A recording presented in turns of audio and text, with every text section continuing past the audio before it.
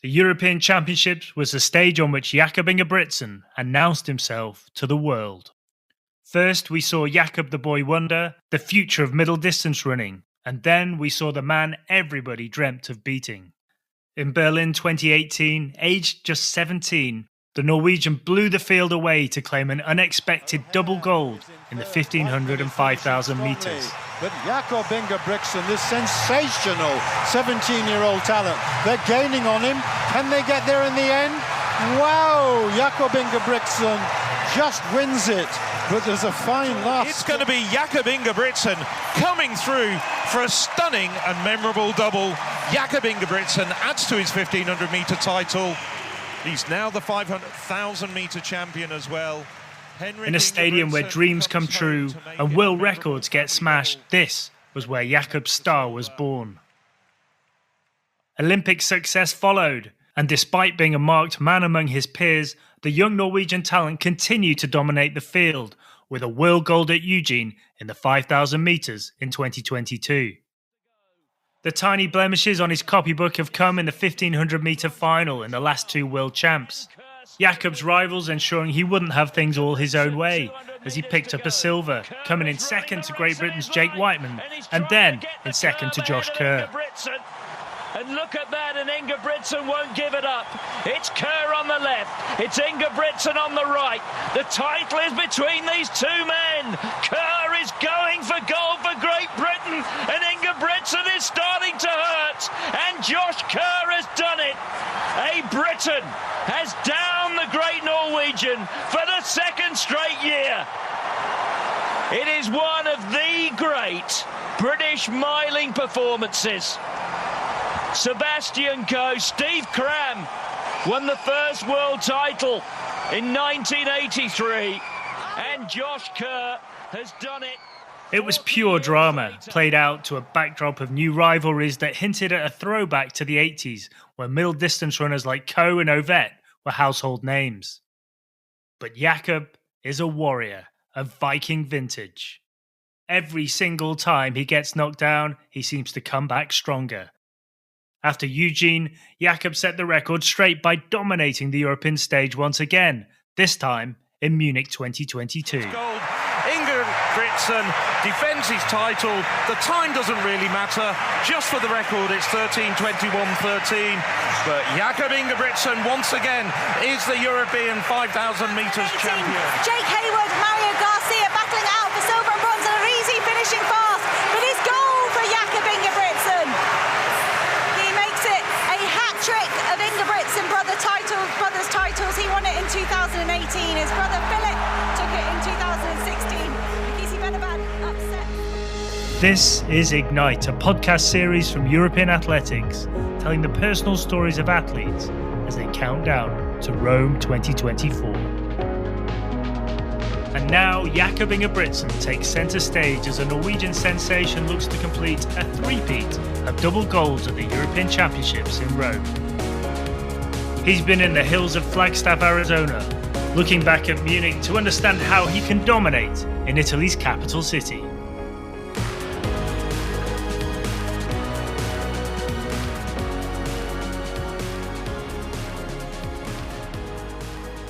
A 5,000 meter is a very long race compared to a 1,500 meter. So for me, it's all about conserving energy the first 3,000 at least. So I think that's when we probably had four laps to go that I decided to move up the field. And when it was 1K to go, I decided to take the lead and control it from the front and kind of wrap up the pace slowly, little by little. And it was a tight finish, but a good race at the end of the day. Very happy that I could win it. A tight finish? That's modesty. When Jakob gave that final kick on the last bend, those challenging him in Munich fell away. But it's now a battle for the gold between Ingebrigtsen and Kerr. Just look at the way Kerr's gritting his teeth. Ingebrigtsen, though, just changes gears so smoothly. He's just pulling ahead of Kerr. He's on his way to his third European Championships gold. Looking back at it today, because Kerr is currently out for a doping violation, so the competition was maybe not as good as it looked, because he should have been disqualified. Other than that, you have to play the players in the race itself. But it made for exciting race to watch. I imagine. No, I think every race itself is, for me, it's is as its own race. I never really go into a race thinking about the things that I've done before. Of course, I won both the 1500 and the 5K in Berlin, so it was a big goal for me to kind of being able to defend both of those titles. But winning is something that I'm always going to chase, and it's always a great feeling crossing the finish line first, especially in a tight race with good competitors, and you know that you've been preparing well and just feeling good. The reward at the end of it is always a good feeling. Well, he may not think about what has come before, but in Munich, it was a different dynamic for Jakob. In Berlin, he was a great unknown. His family may have seen what he was capable of, but the crowds at home and in the stadium would never have expected what he delivered. Fast forward to Munich, however, it wasn't just his rivals watching him. Athletics fans the world over wanted to see if he could do it all over again. It was all eyes on Ingebrigtsen this time out. It's maybe a little bit strange because I felt definitely a big as a contender in Berlin as I did in Munich. Maybe not 100% the same, but still it's different how I see myself and how I approach races compared to how the public or the media sees it. If you've done something before, you always want to do it a little bit better the next time. And I remember going into the 1500-meter final, I wanted to do a good race. I wanted to show that I was the best. I didn't only want to win. I wanted to win in maybe a difficult tactic. And I remember coming to the arena a couple hours before the race, and it was postponed because the conditions were so bad. A lot of wind. I think it was probably thunder and raining and all of that because it got delayed. At that point, I think some of us started to believe that it was going to be cancelled. But we got a message that we were going to compete just a couple hours later, I think. So I went out to warm up, and the conditions were still horrible. But I was very focused and determined that I wanted to do a good race. So even though it was a lot of wind, I wanted to go out in front and try to run as fast as I could and hopefully run as hard as I could from the front and be able to win. I remember I tried to obviously save a little bit for the last lap, because when you're acting as the pacemaker for the rest of the competitors, you never really know how it's going to go the last 200 meters. All of a sudden, someone can have a perfect day with obviously a good rabbit in front and have a lot of energy for the last lap. So you always have to conserve a little bit energy so you can respond if there's an attack or something like that. I managed my energy quite good, having a little bit left for the 300 meters to go, and kind of went on to make probably a little bit of gap, last 200 meters, and with a good finish, I was able to win. I was just doing my own race, and I tried to run as hard as I could, but at the same time, save some energy, as I mentioned, for the last 200s in case someone had a good day and a lot of energy left. But I wanted to run as fast as I could. And I would say it was a solo race, and 3:32 in somewhat windy and rainy conditions is not a good day in the office.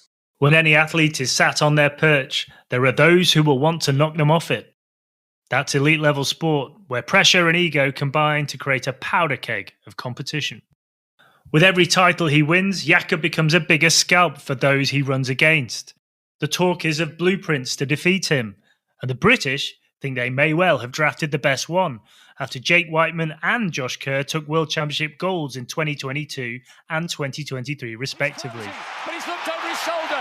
Jake Wightman, with the performance of his lifetime, denies the Olympic champion the world crown. So often. And Ingebrigtsen is starting to hurt, and Josh Kerr has done it. A Briton has downed the great Norwegian for the second straight year. Yeah, no, it's a tricky one, because I think it's you can definitely say something wrong. I think it's better to not say much, because obviously I have a lot of opinions about that matter. But it is what it is. It's at the end of the day, it's a competition where everybody tries their best to win. But sometimes everything doesn't go as planned for everyone. But at the end of the day, I think everyone knows, what happened and the reasons why things happened the way they did.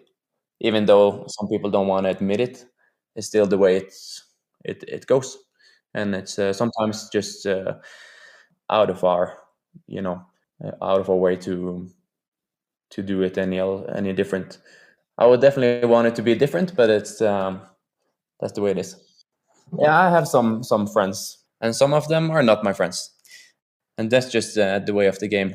It's athletics is a sport of all different people, all different nations, some bad, some good, and I think it's a place for everyone, but it's not a place that everyone can come together and be best friends. Sometimes it's more focused on the competition and the winning aspect of coming out on top.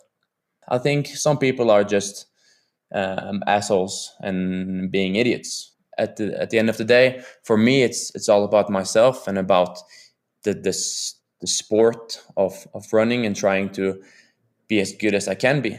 And I think I am friends with the people that share the same thoughts, chase the same goals as me, and there are some people that don't do that. And when we get to Rome for the European Championships, it's those rivalries fans will want to see. But what does Jakob think? Well, while he's been away in the US training with his brother Henrik, he's been manifesting different things over rivalries. My hopes and expectations is probably to defend both my titles, hoping for good weather, maybe just a good championship in general. It's somewhat earlier this year than it's been previously, so that's also a nice challenge that makes it a little bit exciting. I think it's exciting to race in Rome. It's not something that I've done too many times before. I think twice. One road race and one 3,000 meter in the Diamond League. So it's a nice place, and hopefully it can be good conditions at that time of year. But it's I think a lot of people will use it as a good stepping stone going into the Olympics. I've won it before, so I don't know what's all the fuss about. No, it's quite exciting. Obviously, the Olympic Games in Tokyo was very different, I would imagine, to the upcoming games in Paris, with no spectators, a lot of testing and rules with COVID and everything. But at the same time, it was a unique possibility for us athletes to really focus on the competition itself and the things that mattered. It was never that much outside of just going to the track to train and prepare, and also to go into the competition and compete, because we were not allowed to do anything else. If I don't get injured and I don't get sick, I think it's going to be a walk in the park. The road to every major championships, be they European, World, or even Olympics, has many stepping stones that complete it. One leads to another, and helping pave Jakob's journey to Rome has been his brother, Henrik. His training is very good. So I think that the coaching situation is somewhat misunderstood. I think the three of us were all responsible for our own training.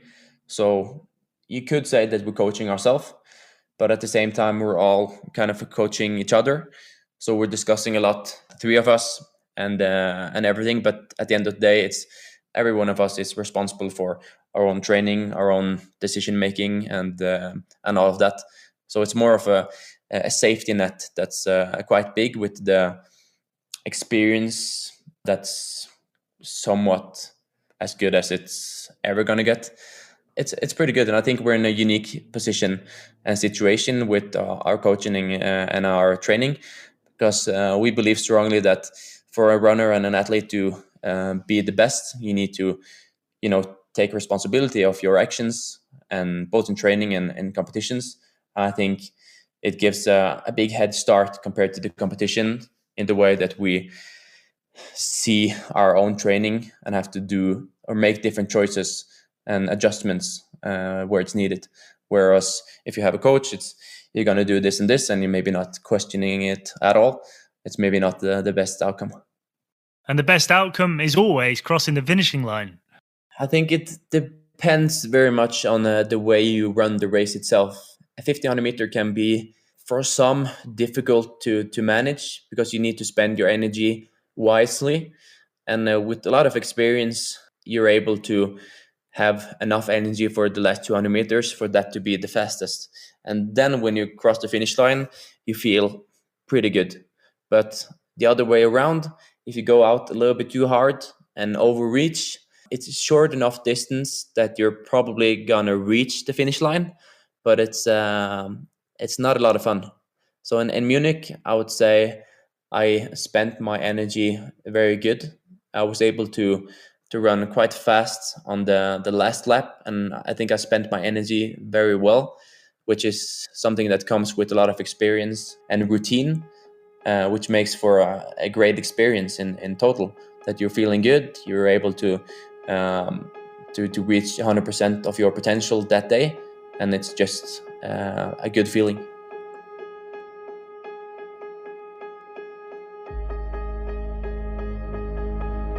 On to Rome, the European champion goes.